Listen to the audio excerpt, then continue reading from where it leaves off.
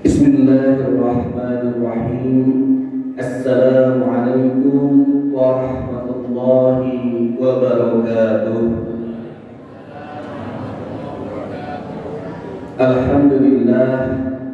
Alhamdulillahilladzi arsala rasulahu bil huda wa dinil haqq liyudhhirahu 'alad dini kullih wa kafa billahi shahida. Asyhadu an la ilaha illallah wahdahu la syarika lah wa asyhadu anna sayyidana Muhammadan 'abduhu wa rasuluhu wa la nabiyya wa rasula ba'dah. Allahumma salli wa sallim wa barik ala sayyidina Muhammad ibn Abdillah sayyidil bashariyah wa ustadzil insaniyah wa ala alihi wa sahbihi wa mawalah la hawla wa la quwwata illa billah amma ba'dah. Faqala Allah ta'ala fi kitabihil karim wa huwa asdaqul qailin a'udzu billahi minasy syaithanir rajim bismillahirrahmanirrahim ya ayyuhalladzina amanu kutiba 'alaikumus siyamu kama kutiba 'alal ladzina min qablikum la'allakum tattaqun. Rabbi shrah li sadri wa yassir li amri wahlul 'uqdatam min lisani yafqahu qawli. Subhanaka la 'ilma lana illa ma 'allamtana innaka antal 'alimul hakim. Shadaqallahul 'azim. Hadratul mukarramin wal muhtaramin yang sangat kami muliakan Bapak Ketua DKM Masjid Jami Baitus Salam beserta jajaran pengurusnya, yang kami muliakan Ketua Ilmas Masjid Jami Baitus Salam yang mudah-mudahan selalu semangat untuk bisa memakmurkan masjid ini, para alim, para ulama, para kiai, para asatid, para sepuh, para bapak, para ibu, hadirin rahimani wa rahimakumullah, yang mudah-mudahan Allah Subhanahu wa taala senantiasa memberikan kesehatan untuk kita semuanya, memberikan kemudahan dalam setiap urusan kita, meluaskan rezeki kita yang halal dan berkah, dan mudah-mudahan Allah Subhanahu wa taala senantiasa membimbing kita dengan hidayahnya, sehingga insyaallah kita terus-menerus istiqomah untuk terus-menerus taqarrub kepada Allah Subhanahu wa taala. Para bapak, para ibu hadirin rahimani wa rahimakumullah, tidak terasa hari ini kita insyaallah akan menginjak hari yang ke-berapa Pak? Ke-19 bulan Ramadan, yang mana ini penghujung di fase kedua. Kalau berdasarkan dari hadis yang diriwayatkan oleh Ibnu Huzaimah, beliau Rasulullah SAW membagi bahwa Ramadan itu kepada 3 fase. Awaluhu rahmah, wa awsatuhu maghfirah, wa akhiruhu itqum minan nar. Bahwa fase yang pertama, 10 hari pertama ketika Allah Subhanahu wa taala mencurahkan rahmatnya kepada kita, mencurahkan kasih sayangnya, sehingga dengan kasih sayang Allah Subhanahu wa taala kita bisa bangun pagi untuk bersahur, kita bisa datang ke masjid untuk bisa sholat berjamaah, kita bisa iktikaf di masjid mendengarkan berbagai macam rangkaian mau'izatul hasanah, dan juga kita bisa melaksanakan ibadah saum dan ibadah-ibadah yang lainnya. Itu adalah didasarkan pada rahmat Allah Subhanahu wa taala. Dan rahmat Allah Subhanahu wa taala insyaallah akan terus Allah curahkan kepada kita semuanya. Di fase yang kedua, Allah Subhanahu wa taala betul-betul membukakan pintu ampunannya kepada kita. Sebagaimana telah kita bahas di pertemuan yang lalu, bahwa pada bulan Ramadan ini Allah begitu banyak membukakan pintu-pintu ampunan. yang kebangetan kalau kita yang usianya disampaikan pada bulan Ramadan ini sudah tidak memasuki pintu itu dan tidak mendapatkan ampunan dari Allah Subhanahu wa taala. Sampai-sampai kemudian diancam oleh malaikat Jibril ya. Kata malaikat Jibril ketika berdoa di hadapan Rasulullah Muhammad SAW, beliau berdoa, celakalah di antara umat Muhammad yang ketika usia disampaikan pada bulan Ramadan tapi kemudian keluar dari Ramadan dosanya tidak diampuni oleh Allah Subhanahu wa taala. Nauzubillah, tsumma nauzubillah. Semoga kita semua yang hadir pada kesempatan kali ini adalah orang-orang yang mendapatkan maghfirah dari Allah Subhanahu wa taala. Sehingga nanti kita keluar dari Ramadan betul-betul kita mendapatkan gelar minal aidina wal faizina wal maqbulin. Orang yang kembali kepada kefitrahan karena dosa kita diampuni oleh Allah Subhanahu wa taala. Orang yang telah membenarkan melawan hawa nafsu kita dan orang yang menerima amal solehnya oleh Allah Subhanahu wa taala. Kemudian fase yang ketiga, Allah Subhanahu wa taala melalui Rasulullah Muhammad SAW beliau memberikan penjelasan kepada kita ketika Allah Subhanahu wa taala ingin melihat kita dibebaskan dari siksa api neraka. Mudah-mudahan kita semua dijauhkan dari siksa api neraka dan dimasukkan ke dalam surga Allah Subhanahu wa taala. Para bapak, para ibu, hadirin rahimani wa rahimakumullah. Di antara tujuan Allah Subhanahu wa taala memerintahkan kepada kita ibadah saum itu dimaktub dalam surat Al-Baqarah ayat 183 ketika Allah berfirman, A'udzubillahi minasyaitonir rajim. Bismillahirrahmanirrahim. Ya ayyuhalladzina amanu kutiba 'alaikumus syiyamu kama kutiba 'alal ladzina min qablikum la'allakum tattaqun. Wahai orang-orang yang beriman, telah diwajibkan kepada kalian untuk melaksanakan ibadah saum sebagaimana kewajiban tersebut telah diwajibkan kepada umat-umat sebelum kalian. Apa tujuannya? La'allakum tattaqun, agar kita menjadi orang-orang yang bertakwa di depan Allah Subhanahu wa taala. Pertanyaannya, kenapa Allah Subhanahu wa taala menginginkan kita menjadi orang yang bertakwa? Nah, ini hakikat dari takwa itu sebenarnya Bapak Ibu adalah untuk kemuliaan kita di hadapan Allah Subhanahu wa taala. Jadi pada hakikatnya ketika Allah mengatakan la'allakum tattaqun, agar kita menjadi orang yang bertakwa, itu artinya bahwa Allah Subhanahu wa taala ingin melihat kita menjadi orang-orang yang mulia di hadapan Allah Subhanahu wa taala. Karena orang-orang yang bertakwa adalah orang-orang yang mulia di hadapan Allah Subhanahu wa taala. Sebagaimana firman Allah, "Inna akramakum indallahi atqakum." Bahwa sesungguhnya orang yang paling mulia di hadapan Allah Subhanahu wa taala adalah orang yang paling bertakwa kepadanya. Jadi di sini tujuan Allah kemudian memerintahkan ibadah saum maupun mukhalafahnya adalah Allah ingin menjadikan kita sebagai orang yang mulia di hadapan Allah Subhanahu wa taala. Mau Pak kita dimuliakan oleh Allah? Bu, mau dimuliakan oleh Allah? Mau jadi orang mulia di hadapan Allah Subhanahu wa taala? Ibu ada? Sunyi? Alhamdulillah masih ada ya. Mau ya Bu ya jadi orang yang mulia di hadapan Allah ya Bu ya?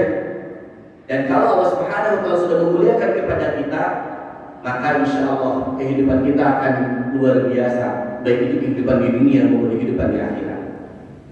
Karena kalau kita sudah dimuliakan oleh Allah Subhanahu wa taala, dalam sebuah diskusi mengatakan Allah Subhanahu wa taala akan menjadi mata kita, Allah Subhanahu wa taala akan menjadi tangan kita, Allah Subhanahu wa taala menjadi kaki kita dan sebagainya. Artinya bahwa setiap langkah yang kemudian kita lakukan, setiap ucapan yang kita ucapkan, setiap penglihatan semuanya kemudian dibimbing oleh Allah Subhanahu wa taala. Jadi itu adalah sebuah kemuliaan yang luar biasa. Insya Allah ketika kemudian kita melaksanakan ibadah saum dan kemudian kita merentas ketakwaan kita pada Allah Subhanahu wa taala, maka pada hakikatnya kita sedang meniti untuk kemuliaan kita di hadapan Allah Subhanahu wa taala. Kemudian pertanyaan berikutnya, apa yang disebut dengan takwa? Dan kalau bahasa fikih kan takwa itu adalah imtithalu awamirillah wa ijtinabu nawahi. Itu melaksanakan semua perintah Allah dan menjauhi semua larangannya. Tapi kemudian ada rinciannya. Para ulama banyak sekali sudah merinci terhadap takwa itu sampai kemudian di Al-Qur'an pun Allah Subhanahu wa taala memberikan berbagai macam karakteristik orang yang bertakwa. Pada kesempatan kali ini izinkan saya sedikit mungkin nanti yang berhubungan dengan temanya nanti di ujung. Saya baru baca temanya, baru tahu ada temanya ternyata ya. Baru baca, mohon maaf. Jadi kita kita coba menggali tentang makna takwa yang disampaikan oleh Sayyidina Ali bin Abi Thalib radhiyallahu anhu. Jadi satu waktu Sayyidina Ali bin Abi Thalib, Bu, kenal Sayyidina Ali, Bu? Tahu Sayyidina Ali, Bu? Siapa? Ya, Sayyidina Ali itu apa ya? Sepupu Rasulullah ya, tapi kemudian menjadi menantunya Rasulullah Muhammad SAW karena menikah dengan putrinya Rasulullah yaitu Sayyidah Fatimah. Nah, Sayyidina Ali pernah ditanya oleh para sahabat, "Ya Ali, ma huwa taqwa?" Wahai Ali, apa itu takwa? Beliau Sayyidina Ali menjawab, "At-taqwa huwa al-khawfu minal jalil." Orang yang bertakwa itu adalah al-khawfu minal jalil, akan merasa takut kepada Allah Subhanahu wa taala, Zat yang Maha Perkasa. Jadi orang yang bertakwa, dia akan merasa takut dalam dirinya kepada Allah Subhanahu wa taala, Zat yang Maha Perkasa, khawatir kalau apa yang diucapkannya, khawatir kalau apa yang dilakukannya akan mengundang terhadap marahnya Allah Subhanahu wa taala. Yang mana ketika mengundang marahnya Allah Subhanahu wa taala, maka akan mengundang terhadap azabnya. Maka orang yang bertakwa, dia baik dalam keadaan sedang ramai-ramai dengan orang lain maupun sedang sendirian, dia akan selalu menjaga dirinya. Karena dia akan merasa bahwa setiap waktunya, setiap detiknya, setiap kesempatannya itu pasti dilihat oleh Allah Subhanahu wa taala. Mereka akan merasa diawasi oleh Allah Subhanahu wa taala. Jadi ciri orang yang bertakwa itu yang pertama adalah al-khawfu minal jalil, akan selalu merasa diawasi oleh Allah Subhanahu wa taala. Nah, ini hati-hati karena seringkali Pak, Bu, kita melaksanakan dosa itu kan ketika sedang sendirian, betul nggak? Sedang rame-rame mungkin agak malu atau agak apa ketika melaksanakan perbuatan maksiat kepada Allah Subhanahu wa taala. Tapi ketika sedang sendirian, seringkali kita terlena oleh bisikan-bisikan syaitan. Nah, ini sedang orang yang bertakwa, dia akan selalu menjaga dirinya walaupun dia sedang sendirian, dia akan merasa diawasi oleh Allah Subhanahu wa taala. Ada sebuah tamsil dari al-khawfu minal jalil ini, Pak, Bu. Jadi ada sebuah cerita dulu di sebuah pesantren.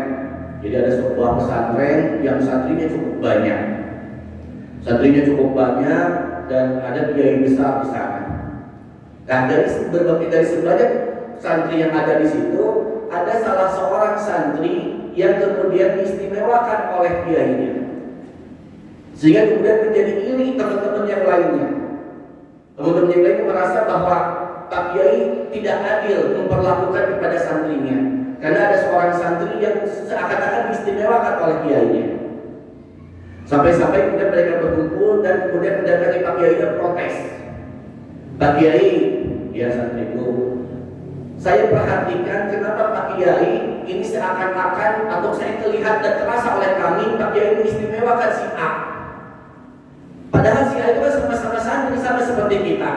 Kenapa Pak Kiai kemudian mengistimewakan dia? Ah, benar kata Pak Kiai. Enggak, perasaan saya sama aja katanya. Enggak Pak Kiai, kami melihatnya engkau memperlakukan berbeda ke si A dibandingkan dengan kami. Oh baik, kalau kalian merasa seperti itu dan kalian ingin tahu alasannya, gini aja. Besok tolong kumpulkan semua santri di lapangan pesantren. Kumpulkan semuanya. Kumpulkan jam 9 pagi dan masing-masing santri suruh bawa seekor burung dan sebilah pisau. Siap? Siap Pak Kiai, akan saya laksanakan. Oh, jadi diumumkanlah. Dan besok harinya jam 9 pagi kumpullah semua santri yang begitu banyaknya di lapangan pesantren itu. Dan masing-masing sudah membawa seekor burung dan sebilah pisau. Akhirnya kemudian Pak Kiai datang. Gimana santri-santriku? Sudah siap? Siap Pak Kiai. Mana burungnya? Dilihatin burungnya. Mana pisaunya? Dilihatin pisaunya. Termasuk si santri yang diistimewakan itu. Nah, sekarang tugas kalian adalah silahkan kalian pergi cari ke tempat yang tidak ada seorang pun melihat dan sembelihlah burung itu dengan pisau yang ada di kalian. Oh gitu? Wah, banyak yang ketawa, gampang banget. Akhirnya silakan, dan nanti sore tolong kumpul lagi ke sini bawa hasilnya. Siap Pak Kiai. Kemudianlah berjembanglah para santrinya. Ada yang datang ke pantai, lihat kiri kanan gak ada orang, sembelih. Ada yang datang ke gua, lihat kiri kanan gak ada orang, sembelih. Ada yang datang ke gunung, lihat kiri kanan gak ada orang, sembelih. Ada yang datang ke pohon, lihat kiri kanan gak ada orang, sembelih, dan sebagainya. Sampai waktu sore kemudian datang lagi santri itu dengan kemudian membawa burung-burung yang sudah disembelih.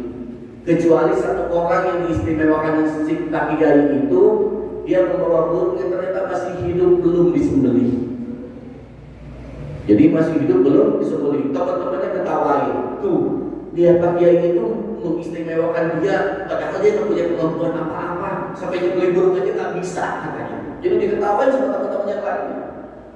Oke, akhirnya kemudian kumpullah semuanya. Datang Pak Kiai lagi, datang lagi. Gimana santri-santriku sudah Pak Kiai, mana burungnya? Ini sudah sembelih, sudah. Kamu sembelih di mana? Saya datang ke pantai Pak Kiai. Saya lihat kiri kanan gak ada orang, saya sembelih Pak Kiai. Saya datang ke gua Pak Kiai, saya lihat kiri kanan gak ada orang, saya sembelih Pak Kiai. Saya datang wah, pada disebutin banyak santri seperti itu. Kecuali si santri yang kemudian yang istimewa adalah Pak Kiai-nya itu. Dia menghampiri Pak Kiai, mohon maaf, saya belum menyembelih burung ini. Loh, kenapa? Apakah kamu tidak mengikuti instruksi saya? Tidak mau mengikuti perintah saya, kata Pak Kiai? Bukan begitu Pak Kiai. Tadi pagi saya dengar Pak Kiai itu menyuruh kepada kami untuk menyembelih burung ini di tempat yang sekira-kira tidak ada seorang pun yang melihatnya. Saya sudah datang di tempat itu Pak Kiai. Saya datang ke pantai, ternyata Allah Subhanahu wa Ta'ala melihat saya. Saya datang ke gua, ternyata Allah Subhanahu wa Ta'ala melihat saya. Saya datang ke gua, semua tempat yang saya kunjungi, ternyata tidak ada satupun yang tidak dilihat oleh Allah Subhanahu wa Ta'ala. Sehingga saya tidak berani menyembelih ini karena Allah Subhanahu wa Ta'ala melihat burung ini. Jadi kemudian para santri yang lain hanya tertunduk. Ternyata kenapa santri itu diistimewakan oleh Allah oleh Pak Kiainya? Karena ternyata santri tersebut sudah mengamalkan takwa yang luar biasa. Dia senantiasa al-khawfu minal jalil, dia senantiasa takut, senantiasa merasa diawasi oleh Allah Subhanahu wa Ta'ala. Sehingga kemudian dia tidak mau untuk melanggar apapun yang diperintahkan oleh Allah Subhanahu wa Ta'ala. Jadi itu keistimewaan. Dan ternyata pada bulan Ramadan, ketika kita diperintahkan puasa, Bapak Ibu, kita kan sedang dilatih untuk itu. Kita sedang dilatih untuk al-khawfu minal jalil. Kita dilatih untuk selalu merasa diawasi oleh Allah Subhanahu wa Ta'ala. Bukankah Bapak Ibu setiap harinya pasti punya kesempatan ketika di rumah sendirian, tidak ada orang, bisa aja kan Bapak Ibu datang ke dapur, bawa piring, kemudian ambil nasi, bawa makan dan sebagainya, datang ke kamar, ada orang, kunci, terus makan, bisa nggak? Bisa seperti itu. Kita pun bisa minum dan lain sebagainya. Tapi kenapa kita tidak melakukan itu? Padahal orang lain tidak melihat kita. Karena kita dilatih oleh Allah Subhanahu wa Ta'ala bahwa kita sedang diawasi oleh Allah Subhanahu wa Ta'ala. Sehingga kita ketika puasa, walaupun kesempatan yang banyak kita untuk mengingkari terhadap perintah Allah, tapi kita tidak mau melakukannya karena kita merasa diawasi oleh Allah Subhanahu wa Ta'ala. Jadi puasa ini melatih kita untuk takwa, untuk senantiasa al-khawfu minal jalil. Kita senantiasa merasa takut dan merasa diawasi oleh Allah Subhanahu wa Ta'ala dan yang Maha Perkasa. Yang kedua, kata Sayyidina Ali, orang yang bertakwa itu adalah wal amalu bitanzil. Orang yang bertakwa senantiasa beramal dengan at-tanzil. Mana buat tanzil? Apa itu tanzil? At-tanzil itu kalau dalam makna bahasanya adalah sesuatu yang diturunkan. Maksud di sini dalam hadis ini atau dalam maqalah Sayyidina Ali ini, at-tanzil ini adalah Al-Qur'an. Jadi orang yang bertakwa selalu mensandarkan kehidupannya kepada Al-Quran. Jadi ketika Al-Quran memerintahkan maka dia kerjakan, ketika Al-Quran melarang maka dia tinggalkan. Karena apa? Karena Al-Quran itu menjadi pedoman kehidupannya. Dia hidupannya selalu dipedomani kepada Al-Quran. Bagaimana Al-Quran kemudian memerintahkan atau bagaimana Al-Quran kemudian melarang. Bapak Ibu, ada sebuah analogi bahwa kalau Bapak Ibu membeli sebuah produk, ya produk yang resmi, apakah itu elektronik seperti HP, TV, kemudian kulkas, misalkan mesin cuci, atau misalkan produk otomotif, Bapak beli mobil, beli apa, apalagi sekarang mobil-mobil baru ya, mobil-mobil listrik dan sebagainya, misalkan seperti itu. Pasti di setiap produk yang resmi itu akan dilampirkan buku petunjuk penggunaannya, betul? Ada nggak buku petunjuk penggunaannya? Saya yakin pasti ada semuanya. Bapak beli apapun ada. Jadi ketika beli handphone pun ada buku petunjuk penggunaannya. Kenapa pabrikan itu memberikan buku petunjuk penggunaan kepada produk yang kita beli? Karena ternyata mereka menginginkan kita sebagai pembeli, sebagai konsumen mendapatkan manfaat sesuai yang diharapkan. Dan kemudian si produk tersebut berjalan sesuai dengan yang diharapkan, sesuai dengan yang diinginkan, dan tidak salah dalam menggunakannya. Sehingga kemudian ada cara penggunaannya. Jadi misalkan handphone, cara penggunaannya awal harus dicas dulu sekian lama, kemudian diinstalin dan sebagainya, itu dikasih keterangan lengkap di sana. Bapak beli mobil listrik, bagaimana cara ngecasnya, bagaimana cara menghidupkan sebagainya, di sana diberikan keterangan di sana. Kenapa? Karena jangan sampai kita membeli kemudian kita salah menggunakannya. Kalau salah itu bisa jadi kemudian nanti manfaat dari produk tersebut kita bisa tidak rasakan. Nah, begitupun kita pun adalah produknya Allah Subhanahu wa taala.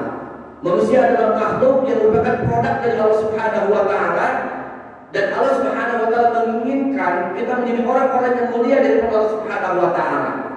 Tapi kemudian karena tadi ada godaan dari syaitanir rajim, alladzi yuwaswisu fi sudurin nas, yang senantiasa membisikkan terhadap hati-hati manusia, sehingga manusia banyak yang salah menggunakan dirinya, banyak yang salah menggunakan kehidupannya. Sehingga Allah kemudian memberikan petunjuk kepada kita agar kita tidak salah dalam menghadapi kehidupan kita, tidak salah dalam menjalani kehidupan kita ini, maka diberikan buku petunjuk yang disebut dengan Al-Quran.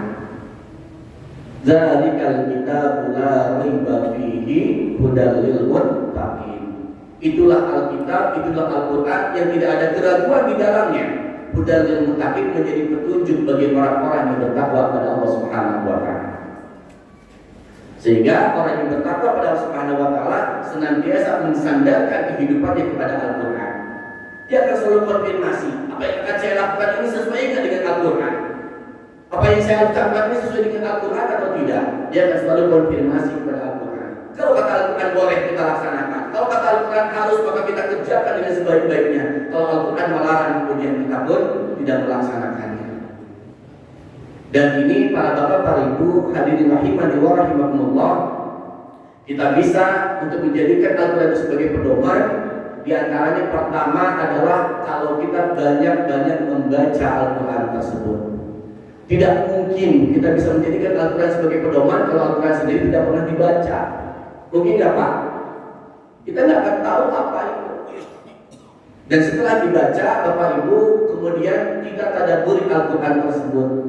Mulai sedikit demi sedikit kita baca artinya. Sekarang kan sudah banyak Al-Quran terjemahan. Bahkan kalau memungkinkan, kalau para bapak ibu nggak punya misalkan ini, boleh Bapak Ibu mengusulkan proposal di masjid ini ke Kementerian Agama. Insya Allah Kementerian Agama menyediakan itu. Jadi nanti insya Allah akan dikirim Al-Quran versi Kementerian Agama yang sudah ditasbih, yang kemudian di sana ada Al-Quran terjemahannya. Dan dengan terjemahannya kemudian kita sedikit demi sedikit coba memahami terhadap Al-Quran tersebut.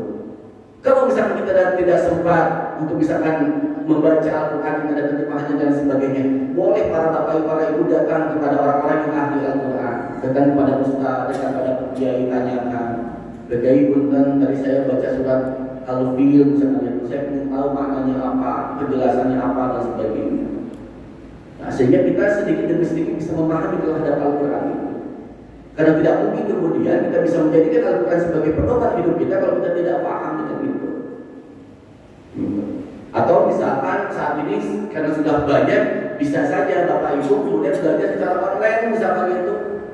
Wah Pak, saya mau orang sibuk, jadi datang ke rumah itu pasti malam Pak. Kalau ke Pak Kiai, ke Pak Ustadz sudah nggak enak kalau nanya, datang ke masjid sudah ditutup misalkan dan sebagainya. Boleh belajar online, tapi kemudian cari ustaz-ustaz yang kredibel, ustaz-ustaz yang bisa dipercaya. Sekarang sudah banyak konten-konten berhubungan dengan itu, menjelaskan tentang Al-Quran, menjelaskan tentang tafsir dan sebagainya. Di YouTube itu ada channel-channel yang tafsir Al-Quran, ada channelnya Profesor Quraisy Shihab, ada channelnya Ustaz Abi Hidayat dan sebagainya yang menjelaskan bagaimana makna kandungan dari Al-Quran itu. Ya kita coba, kita manfaatkan teknologi ini. Jadi HP ini tolong jangan kemudian hanya dipakai untuk TikTok saja ya Pak ya. Untuk menonton ibu-ibu nih, menonton CEO gitu ya, film itu ini. Tolong gunakan untuk itu, biar nanti HP ini bisa jadi saksi kepada kita semuanya.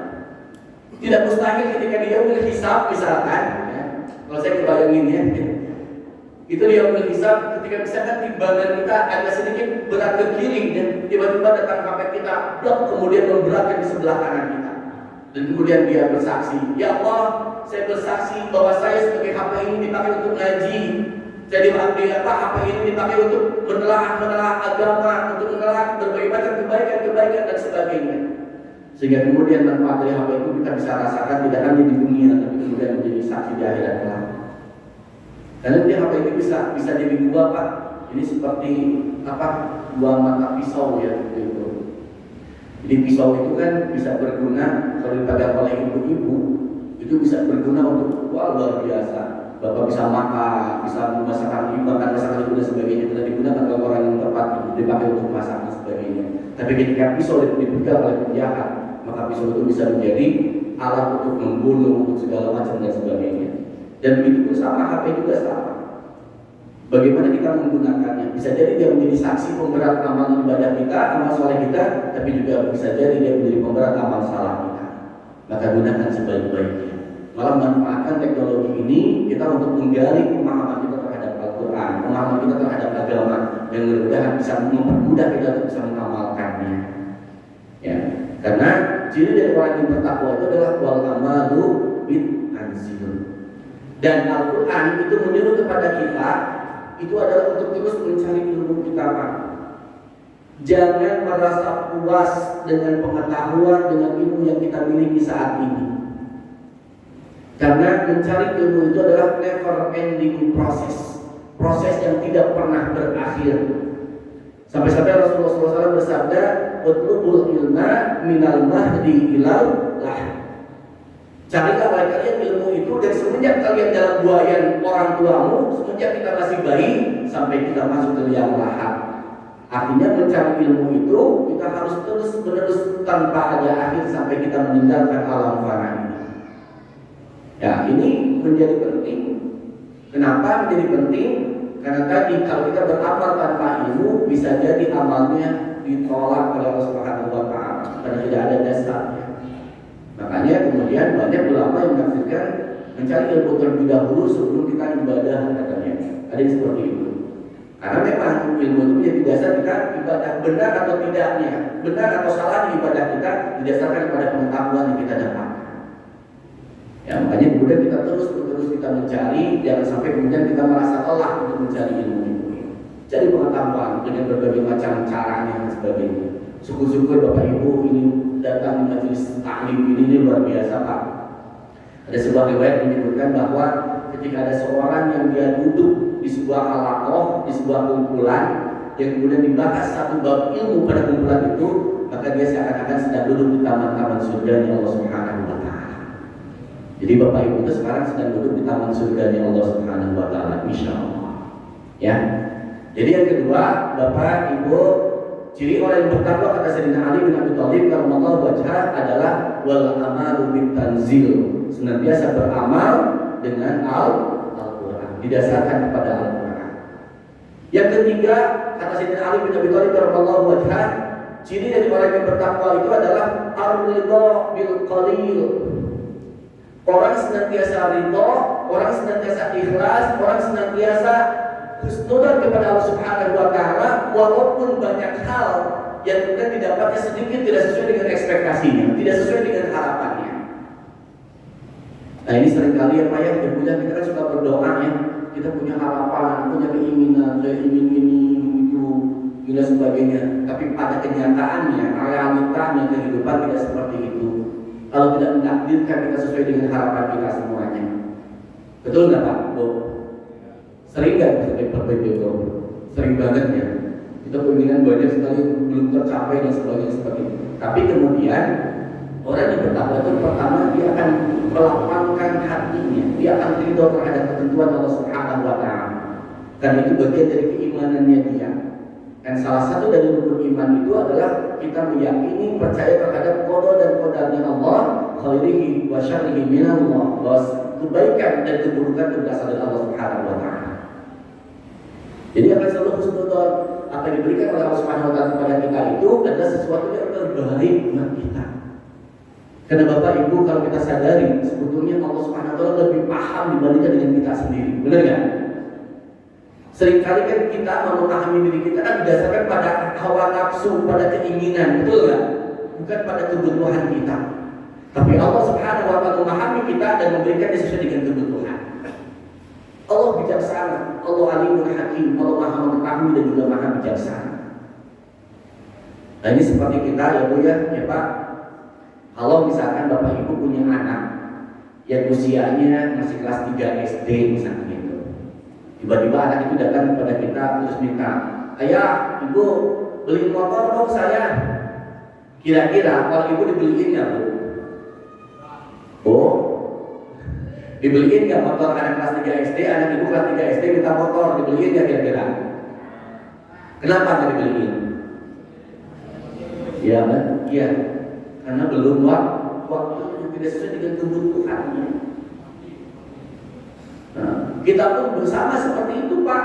Kita banyak berdoa kepada Allah Subhanahu wa taala, ingin itu kan saya ingin kaya, ingin punya rumah banyak, ingin punya mobil dan sebagainya. Banyak sekali kita tanya kepada Allah Subhanahu wa taala. Tapi kemudian Allah Subhanahu wa taala tidak memberikan itu. Kenapa? Karena bisa jadi di hadapan Allah Subhanahu wa taala kita belum waktunya. Kalau Allah sudah memberikan itu kepada kita, bisa jadi memberikan madarat kepada kita. Coba kalau anak 3 SD sama bapak dan dikabulkan dikasih motor, kira-kira madarat atau maslahat tuh? Bisa jadi lebih madarat. Dia berkebut-kebutan karena belum ngerti dia bagaimana aturan lalu lintas, dia bisa jadi celakaan dan sebagainya. Nah begitu pun kita. Tapi Allah Subhanahu wa taala, ketentuan Allah Subhanahu wa taala itu Allah lebih tahu dibandingkan dengan kita sendiri. Maka Allah berikan sesuatu yang dibutuhkan oleh kita. Dan Bapak Ibu jangan kemudian suudzon kepada Allah, jangan menyalahkan Allah kalau doa-doanya kemudian merasa tidak dikabulkan. Semua doa itu akan dikabulkan oleh Allah Subhanahu wa taala. Kenapa? Karena janji Allah dalam surat Al-Baqarah ayat 186 ketika Allah mengatakan A'udzubillahi minasyaitonir rajim wa idza sa'alaka 'ibadi anni fa inni qarib ujibu da'watad da'i idza da'ani falyastajibu li wal yu'minu bi la'allahum yarshudun.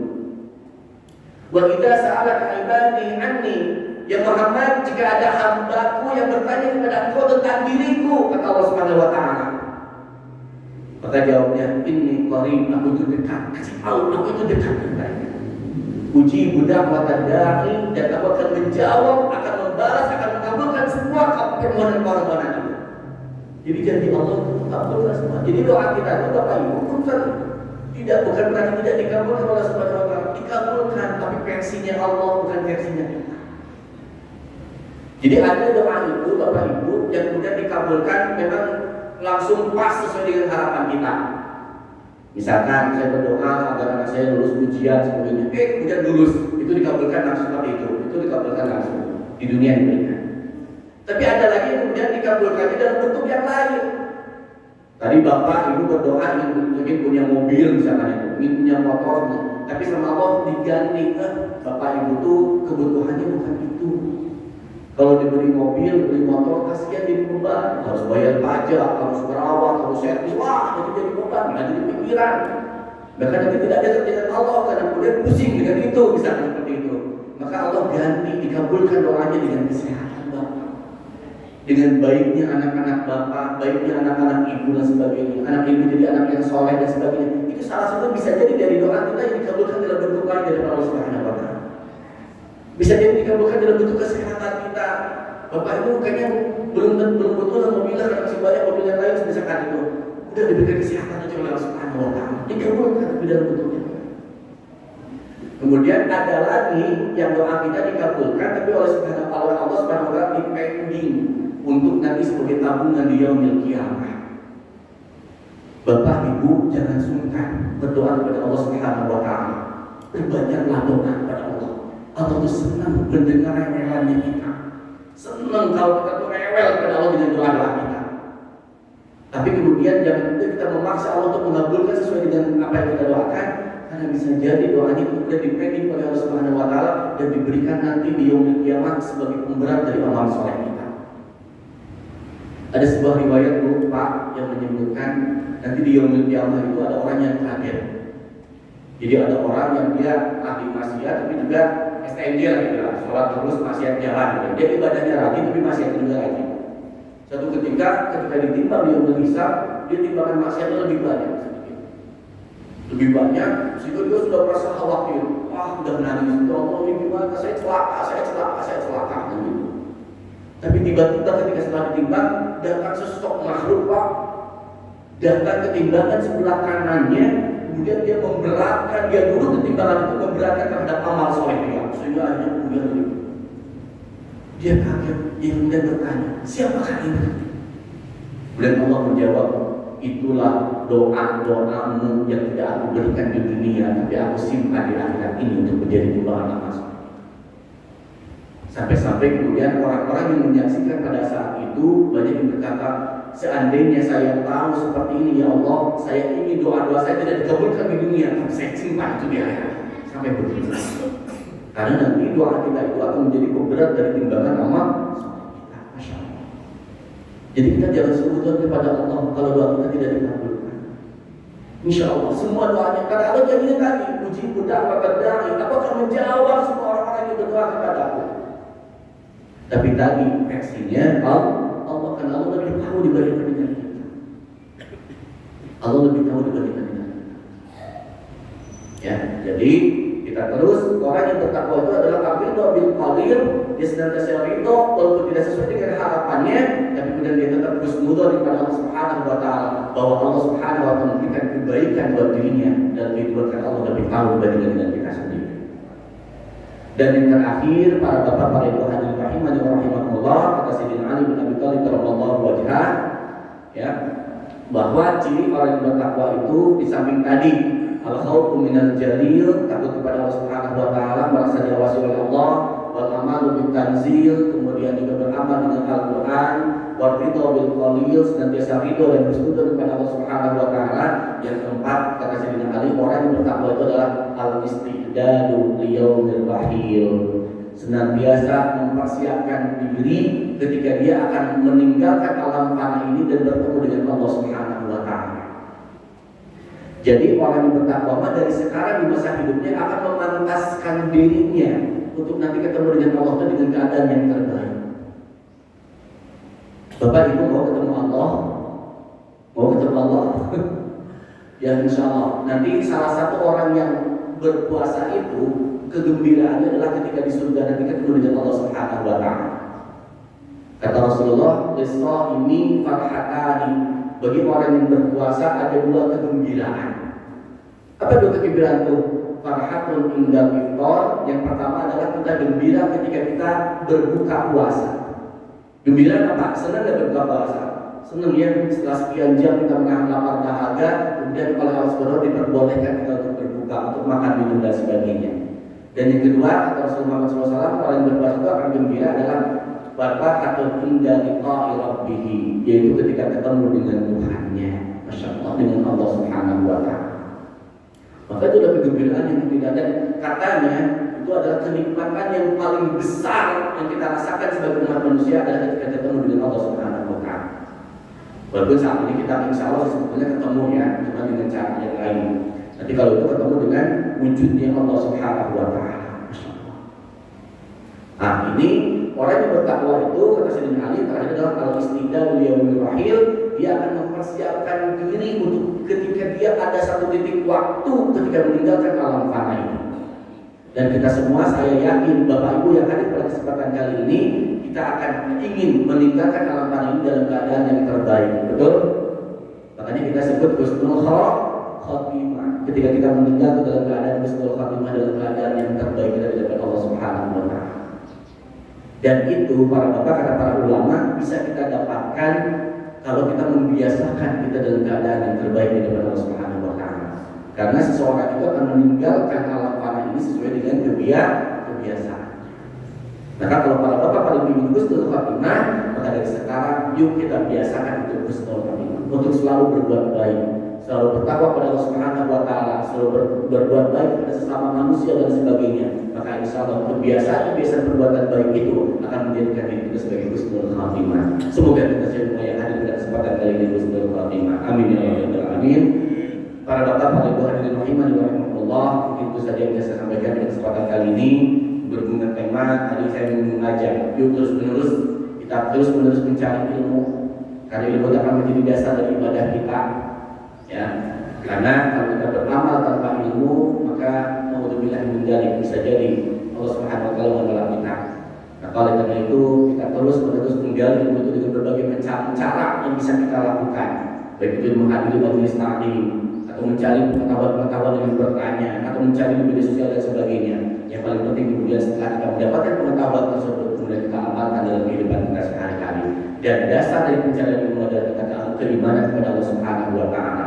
Mudah-mudahan itu bisa meneguhkan terhadap keimanan kita dan mewujudkan kita betul-betul menjadi orang yang bertakwa di depan Allah Subhanahu wa taala. Semoga Allah Subhanahu wa taala senantiasa membimbing kita dengan hidayahnya, sehingga kita mampu untuk bisa beristiqomah, mewujudkan kita sebagai orang-orang bertakin di hadapan Allah Subhanahu wa taala, orang-orang yang mulia yang tempatnya adalah surga Allah Subhanahu wa taala. Mari kita tundukkan hati kita untuk mengajar kepada Allah Subhanahu wa taala. Semoga Allah Subhanahu wa taala senantiasa mendengarkan dan mengabulkan semua permohonan kita. Allahumma shalli ala habibina wa syafiina wa karimina wa dhukrina wa maulana sayyidina Muhammad wa sallim wa tabaraka wa ta'ala bi sayyidina Rasulillah ajma'in. Alhamdulillahirabbil alamin, hamdan na'imin, hamdan syakirin, hamdan yuwaffi ni'amahu wa yukafi mazidah. Ya Rabbana lakal hamdu wa lakal mulku wa lakal syukru kama yanbaghi li jalalika al-karim wa li sultanik. Allahumma shalli wa sallim wa barik ala sayyidina Muhammad wa ala ali sayyidina Muhammad salatan tunjina biha min jami'il ahwali wal afat wa taqdi lana biha jami'al hajat wa tutahhiruna biha min jami'is sayyi'at wa tarfa'una biha indaka 'ala darajat wa tuballighuna biha sallallahu bil khairat fil hayat wa ba'da al-mamat. Allahumma ighfir lana wa li walidina warhamhum kama rabbawna shighara. Allahumma ighfir lana wa li walidina wa li ikhwanina wa li jami'il muslimina wal muslimat wal mu'minina wal mu'minat al ahya'i minhum wal amwat. Innaka sami'un qaribun mujibud da'wat wa yaqdi al hajat. La ilaha illa anta subhanaka inni kuntu minaz zalimin. Allahumma shalli ala sayyidina Muhammad wa ala ali sayyidina Muhammad salatan tuballighuna biha hajja baitikal haram wa ziyarata habibika sayyidina Muhammadin afdal salati wa salam fi lutfin wa sihhatin wa afiyatin wa salamatin qulubil maram wa ala alihi wa sahbihi wa barik wa sallim. Allahumma ja'alna hajjan mabrura wa sya'yan mashkura wa dhanban maghfura wa amalan shalihan maqbula wa tijaratan lan tabur. Ya 'alima ma fis sudur akhrijna min az-zulumati ila an-nur. Rabbana atina fid dunya hasanah wa fil akhirati hasanah wa qina adzaban nar wa adkhilna al-jannata ma'al abrar. Ya Aziz ya Ghaffar ya Rabbal alamin. Sallallahu alaihi wa sallam Muhammadin nabiyil ummi wa ala alihi wa sahbihi wa baraka wa sallam. Subhana rabbika rabbil izzati amma yasifun wa salamun alal mursalin walhamdulillahi rabbil alamin. Mohon maaf kalau banyak hal yang kurang berkenan. Astagfirullah setiap katsiran. Wallahu muwaffiq ila aqwamit thoriq. Wassalamualaikum warahmatullahi wabarakatuh.